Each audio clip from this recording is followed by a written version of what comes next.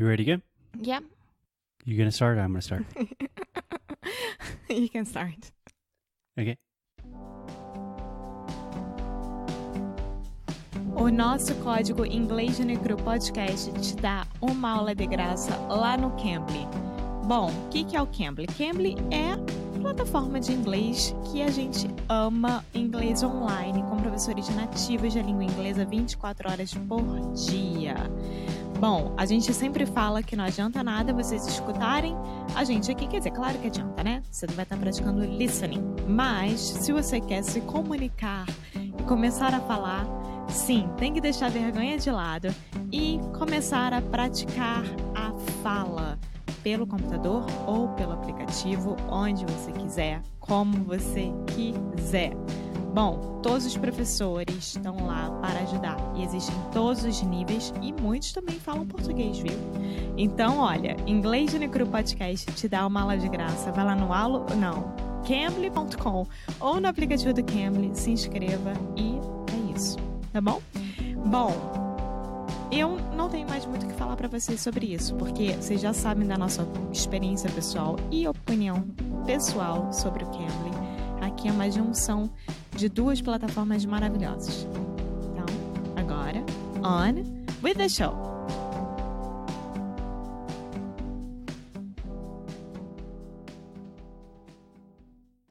Hello, hey guys. Welcome to another episode of Inglês no Cru Rádio. My name is Foster. I'm here with... Alexia Souza. Hey Alexia, how you doing? I'm fine. What about you? I'm doing great. We've recorded a lot of podcasts today. Yes. So let's get done with this one already. We're just starting and we're trying to get done. Okay, so if you guys have not listened to the last few episodes, we are talking about a series called The Rules of Language Learning from Olly Richards, who runs the website iwillteachyoualanguage.com. Yes. And today, the rule of language learning. Of language learning. Of what? Of language learning. Is, Alexia, can I get a drum roll, please? No. Alexia. The rule of the language thingy learning today is don't move abroad to learn a new language. So first, Alexia, don't move abroad. For people that do not know this expression, to move abroad means to study, work, live in a different country. Yeah. Right? So a lot of our students say, I'm going to another country, I'm visiting another country to study. That's totally correct, but it's probably more common to say I'm studying abroad or I'm moving abroad. But when people say like, I'm going abroad, Mm-hmm. I'm going to travel, right, to another country. It's only this. You don't have to specify. Yeah, moving abroad or going abroad, studying abroad. Abroad just means internationally in this case. Okay. Yeah, so what do you think, Alexia? What are your first opinions? This seems quite counterintuitive. Most people think you have to study abroad. Olly is saying you should not study abroad. Okay, so as always, I have two opinions about it. And my first opinion and my first thought about it, yeah, you shouldn't if you are starting from scratch. Because, first of all, if you're going abroad, for example, in the United States, you are starting to learn English and you want to have this experience, go to, I don't know, California, New York, Miami, whatever. And you're going to get there. And you won't be able to communicate to anyone. Communicate with anyone. With anyone. Because you're just starting it. So all the money that you're going to pay for that, all the money that is going to be invested on that, In that. We invest in things, we communicate with people. Yes. And all the emotional situation as well that is involved is going to be not worth it at all because you won't be able to communicate. But my second opinion about it is if you already have a little bit of knowledge and know how to communicate but want to get better and etc., you should go abroad. When I you already know that. When I was 16 years old, I went abroad, spent a month in the United Kingdom, in England, and it was the best thing for my English. Okay. Best thing ever. Okay, so Alexia, you are always very diplomatic, which is appreciated. So if I understand correctly, your opinion here is, yes, studying abroad is a very good thing, but if you're just starting out, it's probably not the best idea. It's not necessarily worth it. Yeah, I'm not diplomatic. Do you think I'm diplomatic? Yeah, on the podcast, sometimes. So in the video, Olly talks about his experience in Japan, that he spent a few years in Japan and essentially did not learn any Japanese. And I can speak from experience because I spent a long time in Spain, and it really took me a few years to start speaking. So that was a lot of time and money and experience wasted. But there is kind of a catch-22 here, Alexia. Do you know what a catch-22 is? Mm-mm. You've never heard that phrase? No. Because we've talked about it on the podcast. No, we didn't. Yes, we have. Okay, you're going to prove it to me, and then I'm going to say, yeah, you're right, so go ahead. Thank you. I'm right. A catch-22 is just a situation that is contradictory or it's impossible because of the circumstances of the situation. Okay. It's famous from a book by Joseph Conrad called Catch-22. But here, the Catch-22, as Olly explains, is if you move to a foreign country, you really want to talk to other people. That's the reason why you move there, right? But you can't talk to people yet because your level is not good enough. You can't have conversations. My first point. Exactly. And also, you can't get to the level that you're good enough to talk to people without talking to people. Also my point. Right. Yeah. So, what would you suggest is the solution to this problem? Study at home as much as you can.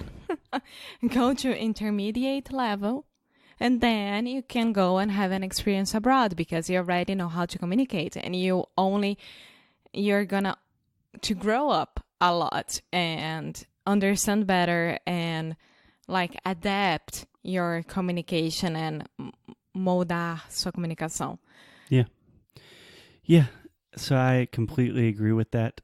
I really think that spending time abroad can be a very, very beneficial situation when you already have the capacity to speak to people.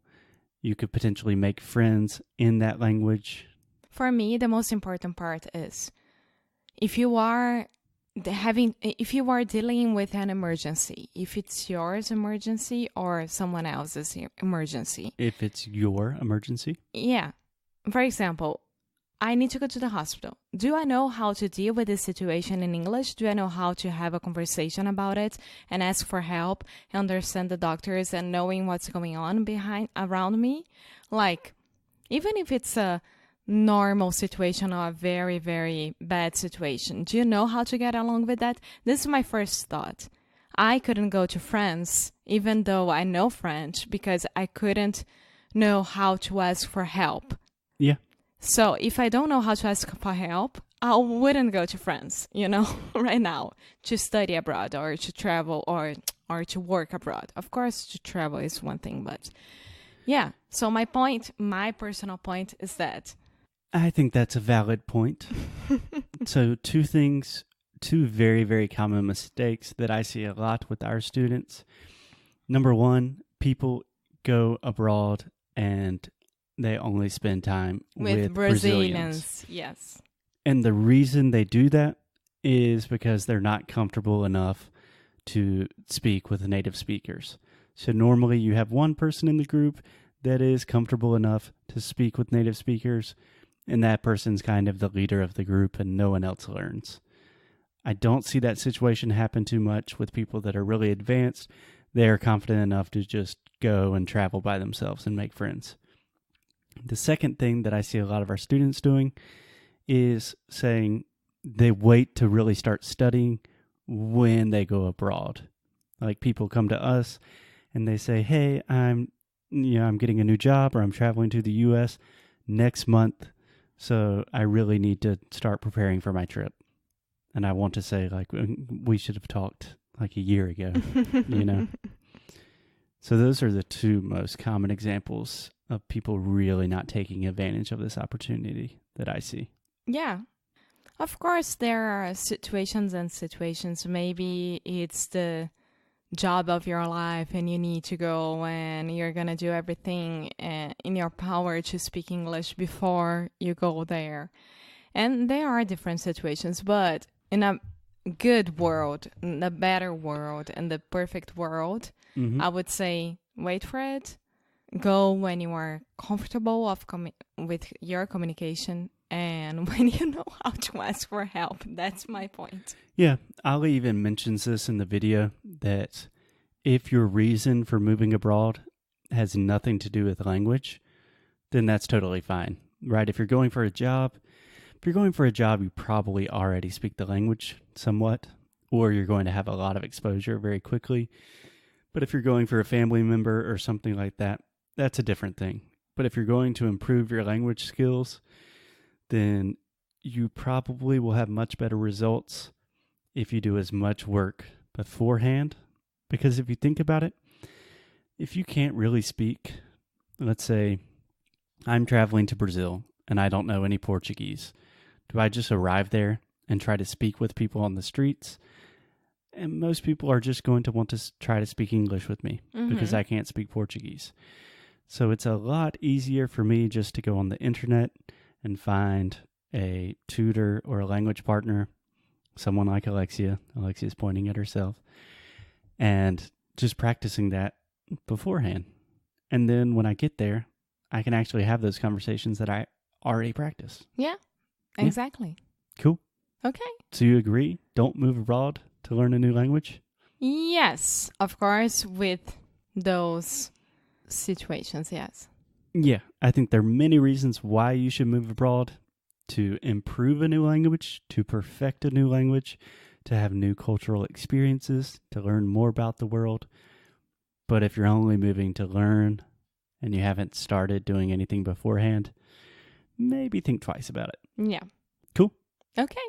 Awesome. So we will talk to you guys tomorrow with one more rule of language learning. Okay. Bye. Bye-bye. Oi, pessoal, muito obrigada por ter escutado mais um episódio do Inglês no Rádio. A gente fica muito, muito feliz quando vocês estão aqui conosco. E você que quer continuar recebendo novidades e recebendo recursos grátis, vai lá no nosso site, você vai encontrar tudo isso. Além disso, você vai saber quando que Sound School vai abrir para se tornar nosso aluno do melhor curso de inglês online que existe nesse mundão. Então é isso. Muito obrigada de novo por fazer parte da família Inglês no Rádio e te espero no próximo episódio.